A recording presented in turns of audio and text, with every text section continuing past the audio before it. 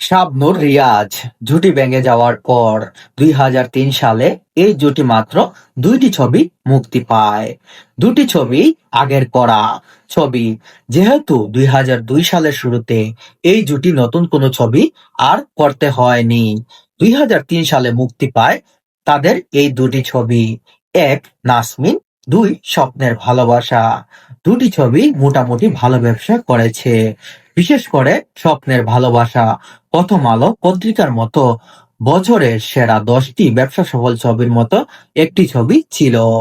5 বছর পর অর্থাৎ ক্যারিয়ারের শুরুর পর থেকে এই বছর পর্যন্ত প্রথম কোনো ঈদে শাবনূর রিয়াজের জুটি কোনো ছবি মুক্তি পায়নি। পরপরও এই জুটির ছবি যখন মুক্তি পেয়েছে দর্শকরা দেখতে অনেক আগ্রহী বোধ করেছে।